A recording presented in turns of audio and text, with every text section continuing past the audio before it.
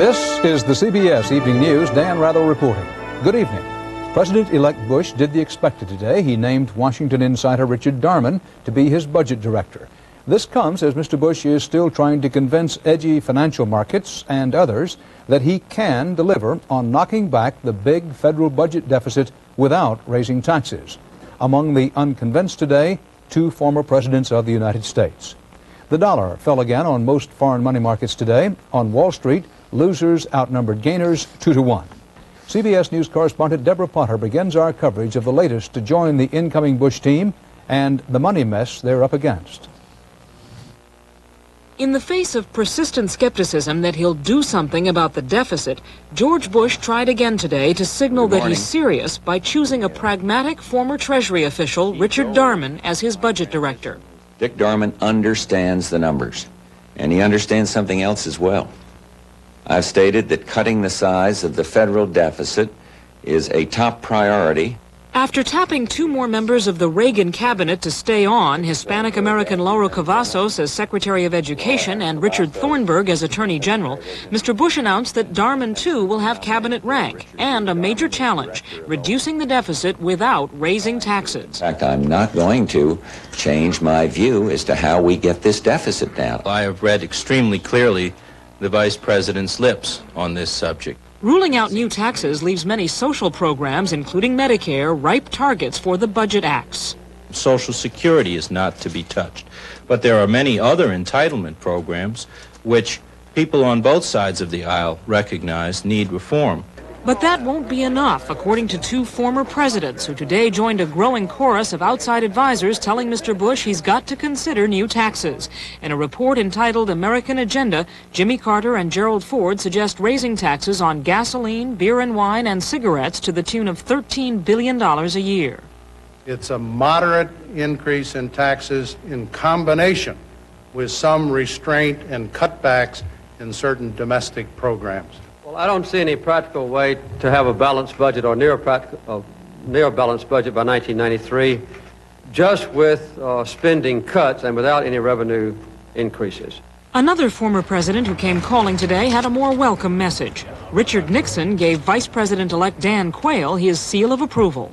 I was very surprised. He's a very different man from the intellectual midget that has been portrayed in much of the media. With most of his economic team in place, Mr. Bush can now focus on a specific plan to lower the deficit without raising taxes, which almost everyone outside his inner circle believes is impossible. Deborah Potter, CBS News, Washington. Today's announcement means George Bush is following the same budget roadmap as Ronald Reagan, but he's driving a different car. Our problem as a society, of course, is that there are so many highly legitimate claims. It's not that some of these are not worthy, it's that we have limited resources and therefore we have to consider very carefully how they're allocated. So Mr. Bush proposes a flexible spending freeze. Spending only rises at the same rate as inflation. But the Democratic-controlled House Budget Committee estimates that Medicaid costs alone will increase 74% in the next few years. Medicare will soar 82%, way ahead of inflation's expected 22%. Yes, I would restrain the rate of growth in Medicare. I'd go through the non-defense discretionary part of the budget, and I'd probably eliminate a fair number of programs and cut back on a lot more. I'd do it all. Still, Social Security's a big part of that budget, and it's untouchable now. Defense is big, but a lot of that has already been cut. There are interest charges of nearly $150 billion, not always under government control. That means there's not much left to slice. Education's in there, for example, but Mr. Bush wants to increase spending on that. Therefore, economists say he may have just one way to go. I think they're most likely to be characterized as late taxes rather than immediate, little rather than big, and disguised rather than overt. And so I think he has painted himself into a corner, especially in the near term. What the country needs now is serious talk and serious negotiation. We've had enough politics. Aides to the vice president say it's unlikely he'll submit a budget to replace the one Mr. Reagan must submit to Congress next year. By law, Mr. Bush doesn't have to. and a budget of his own might cause too much turmoil in an unfriendly Congress. Dane? Thanks, Ray. And still to come on tonight's CBS Evening News, correspondent Bob Faw on foster care and who's to blame if it's bad. And Charles Kuralt on what if things had been different in Dallas on the day President Kennedy was assassinated 25 years ago.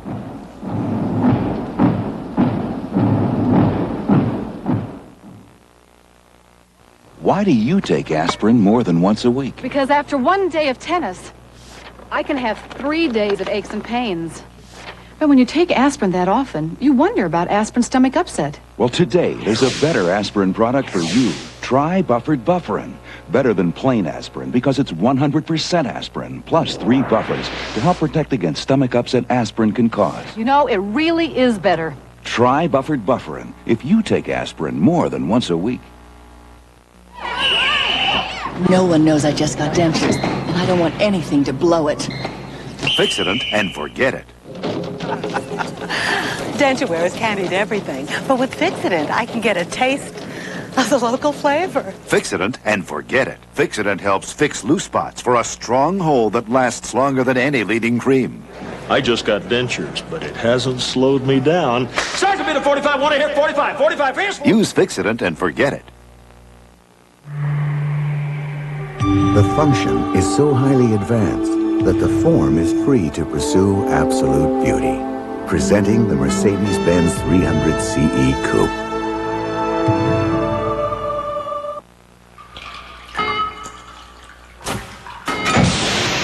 In test after test, Scotch brand Magic Tape resists moisture, so it sticks around a long time. Scotch brand Magic Tape. Stick with the one you know. Blunt talk from the bench today by the judge presiding over the weapons for Iran wheeling and dealing case against Oliver North. Federal Judge Gerhard Gesell told North and his defense lawyers they cannot, and I quote, wrap themselves in the president's cloak to justify North's conduct, end quote. The judge also said it was time for President Reagan to make some crucial decisions affecting whether North ever comes to trial at all. CBS News law correspondent Rita Braver reports on Oliver North's latest day in court. The judge in the Iran-Contra case tossed the ball squarely into President Reagan's court today, reminding the president that the coming trial of former National Security Council aide Oliver North could lead to wholesale disclosure of America's top secrets. The judge pointed out that during North's trial, his attorneys will be free to question top current and former government officials, not only about highly classified information central to the Iran-Contra case, but also about involvement in other sensitive events. In a highly unusual statement read from the bench during a pretrial hearing, Judge Gerhard Gesell warned, if the president believes the prospect of testimony on highly classified information threatens his foreign policy obligations and the intelligence needs of the country, the Constitution and the statutes provide various courses of action he may take. It is for the president to protect the prerogatives of the president's office if he deems them unduly threatened. What Judge Gesell did not say, but is implicit between the lines, is that there are two ways the president could solve the problem. Either refuse to allow the officials to testify, which would probably force the judge to throw the case out, or pardon Oliver North.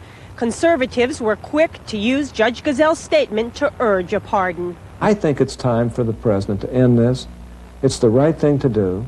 Grant a pardon and let the matter go and protect the national security interests of our country. Late today, the president was asked if the judge's statement would lead to a pardon now. No, and I don't think it would be any time to make such a decision while this is still before the courts. And if President Reagan leaves office without acting, the trial of Oliver North, now expected to start in late January, will be one of the first dilemmas facing President George Bush. Rita Braver, CBS News, Washington. President Reagan started off a 6-day Thanksgiving vacation with a groundbreaking ceremony today in Southern California, groundbreaking for the Ronald Reagan Presidential Library. It's going up on a 100-acre site in the rolling hills of California's Simi Valley. Another veteran U.S. congressman indicted today in the WedTech defense contractor corruption scandal. Just re-elected 6-term Democrat Robert Garcia of New York, his wife and an attorney are accused of bribery conspiracy. Garcia called the indictment, and I quote, preposterous.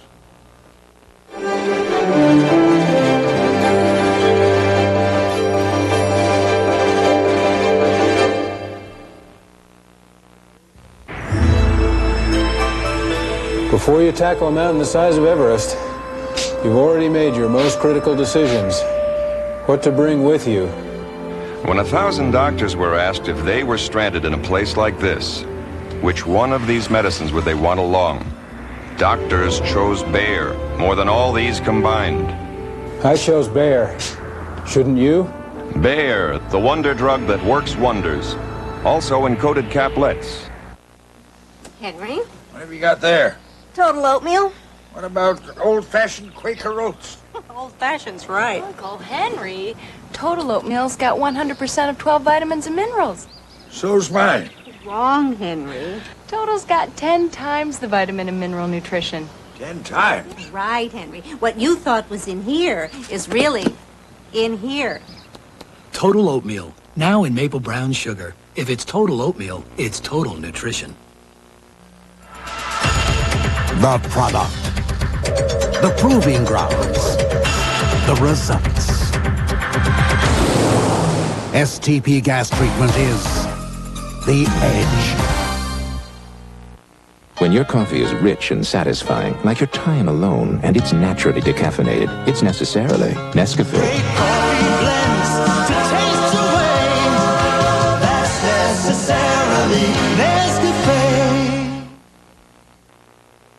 The Food and Drug Administration today announced the approval of alpha interferon as a treatment for Kaposi sarcoma. That's a cancer which primarily affects AIDS patients. A spokesman said several studies show alpha interferon is effective in fighting the cancer in the early stages of the AIDS infection. During the late presidential campaign, you heard a lot from the candidates about families and children. Here's a children's issue you didn't hear much about. It centers on the 250,000 children in foster homes. Sometimes foster care, the solution, becomes foster care, the problem. And when a foster child is battered or otherwise abused, who is to blame? The caseworker, the system, the society? Bob Fall looked for answers. Today, Christine Morgan is a doting mother. But 6 years ago, county social workers put her in the foster home of a known sex offender. And they told Christine to stay there, even after she reported he'd raped her. He had sexually abused his daughter. Like 5 or 6 years before he was approved to be a foster parent. Social workers shunted 12-year-old Stacy, now happily adopted, in and out of 5 foster homes in just 4 years. In one, she was sexually abused. And 14-year-old LJ says social workers never bothered to inspect his filthy foster home. Also ignored unmistakable signs that his foster mother was an alcoholic who beat him. What would she hit you with? An extension cord sometime and a belt sometime. And this happened a lot? Uh-huh. The question is, when things go horribly wrong, who should be responsible? Increasingly, foster children like Stacy, LJ, and Christine are suing for damages, arguing that social workers and the agencies they work for should be held legally accountable. They're there to protect those kids. That's what they're paid for. That's their job. And if they don't do it? And then they ought to be responsible legally. But even legal action cannot do much for Kathy Jo Taylor. She's now in an irreversible coma after injuries she suffered in a foster home 6 years ago. My one part remembers Kathy is that 2 sweet little 2.5-year-old in my arms. And then what that woman did to her less than a month later. I'm looking for a placement for a 4-year-old boy. Knowing the system is overburdened, that caseworkers are swamped, and that the number of lawsuits is climbing, social workers are now demanding immunity. Blame the system, they say, not the people who are trying to make it work.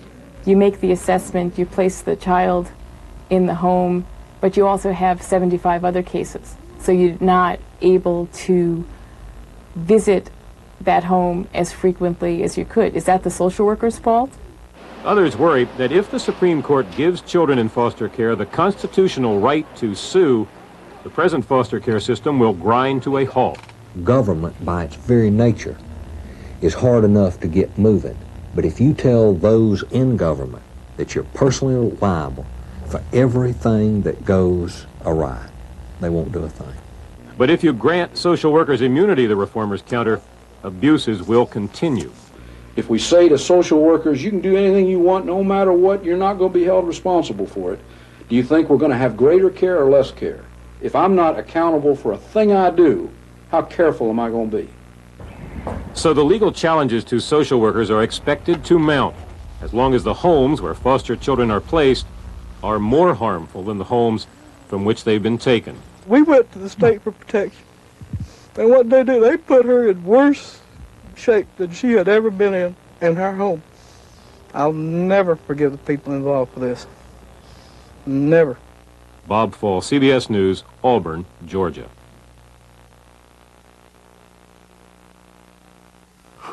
I woke up with this killer pressure from a sinus cold. Sinus cold. Pain. Pressure. Ingestion. Couldn't breathe. Pain. Ingestion. Pressure. The pain was awful. Congestion. Pressure. I took new maximum strength Dristan. I'm here. Discover new maximum strength Dristan. It combines 2 strong medicines to drain sinus cavities, unclog congestion, to relieve pressure and pain. And it won't make you drowsy. New maximum strength Dristan. Strong medicine for tough sinus colds. You've been watching me for years now. Don't you think it's time you join me on a Carnival cruise? Come on!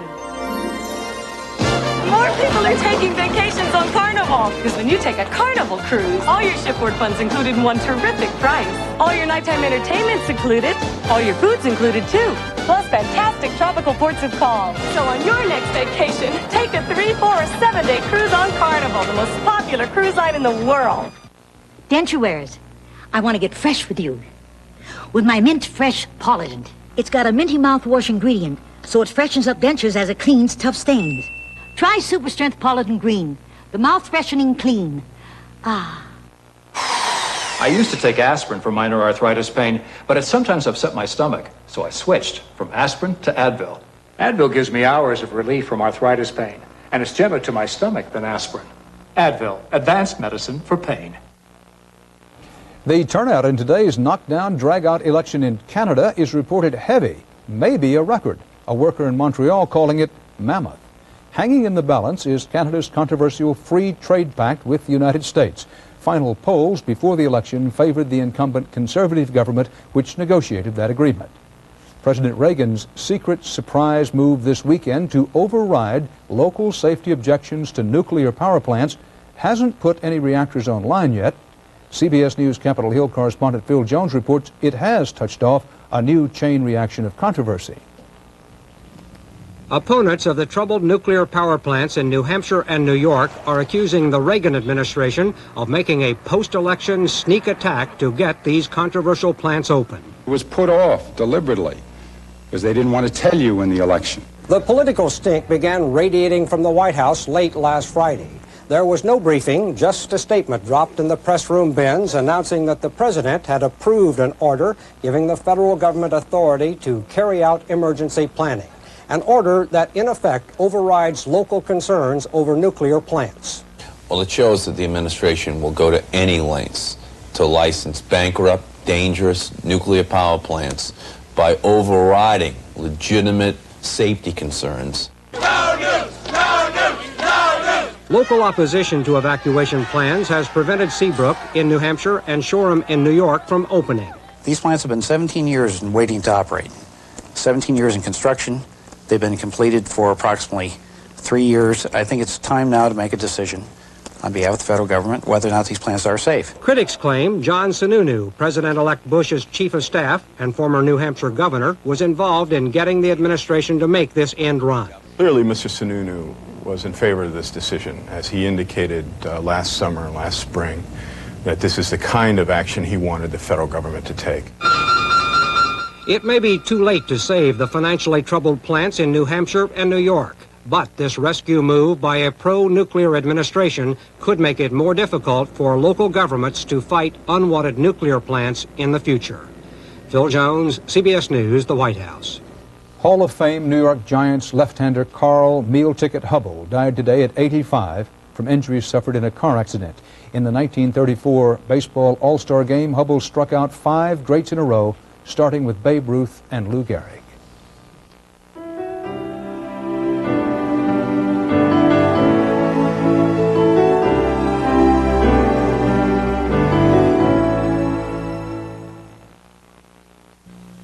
Feel your oats. Post. Oats. Feel your oats with new Post Oat Flakes. Golden toasted flakes with whole grain oat nutrition and whole grain oat taste. Feel your oats with new Post Oat Flakes.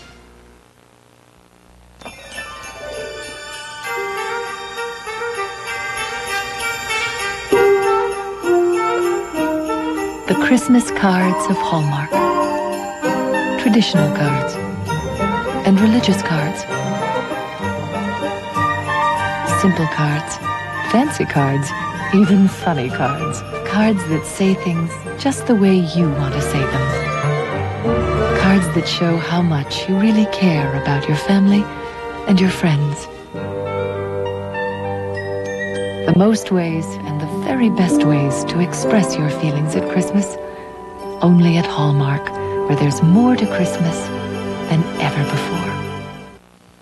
The new Canon Sure Shot Ace with remote control puts you in your own pictures where you ought to be. You ought to be in pictures. You're wonderful to see.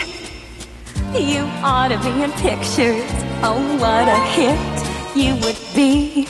You ought to be in pictures. Your face would be adored.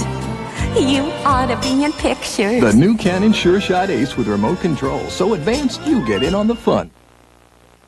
Tomorrow is the anniversary of the assassination of President John F. Kennedy.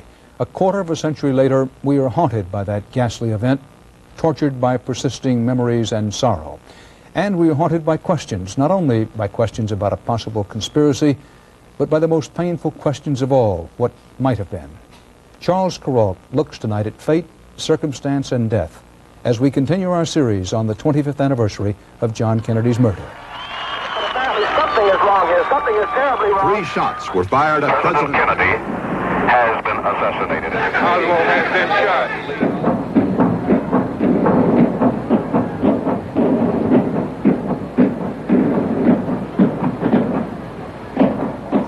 All these years after that day in Dallas, some people who were there still think to themselves, if only. What if?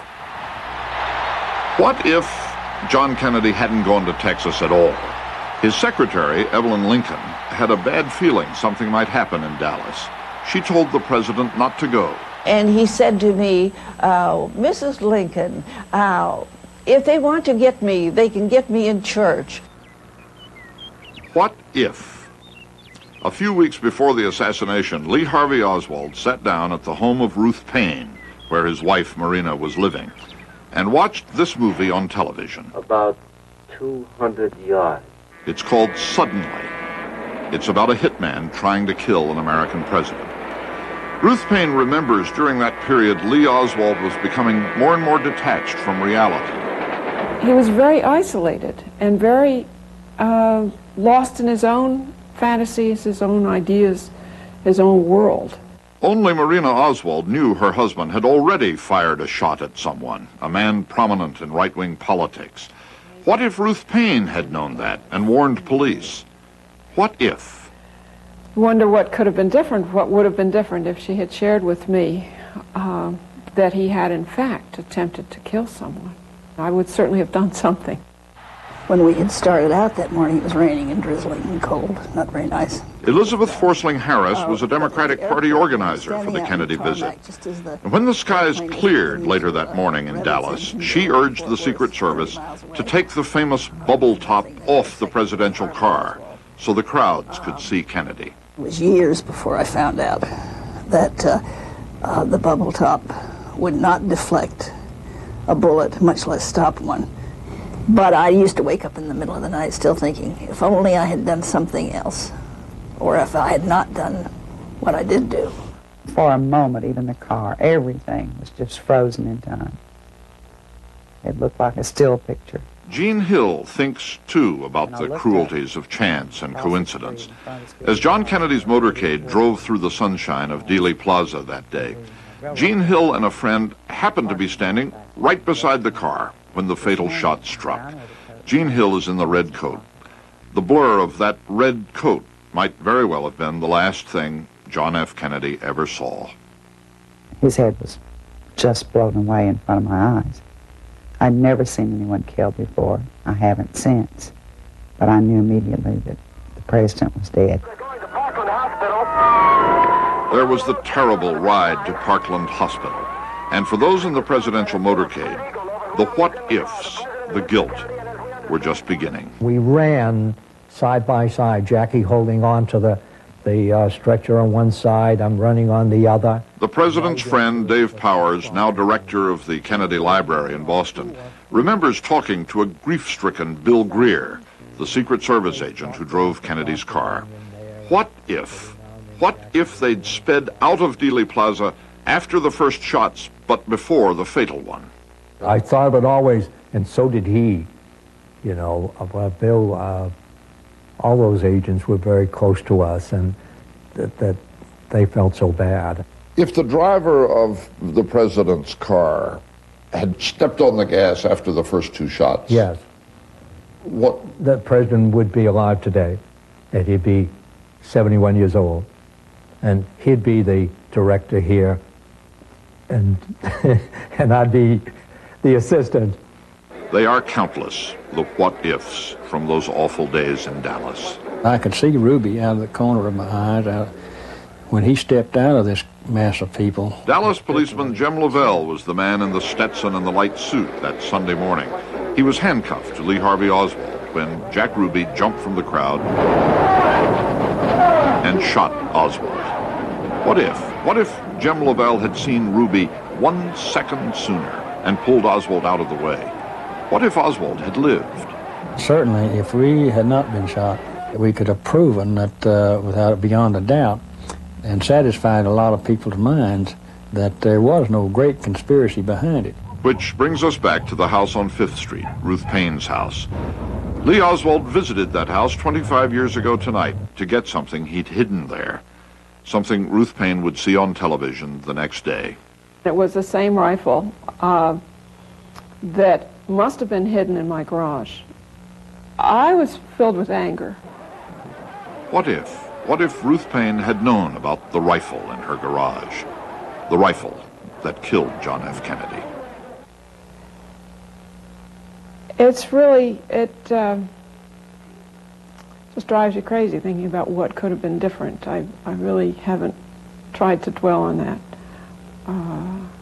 Because the grief is enough without thinking that there's something you could have done. Tomorrow night, Americans remember where they were 25 years ago when our president was killed. For now, that's the CBS Evening News. Dan Rather. See you tomorrow. Good night.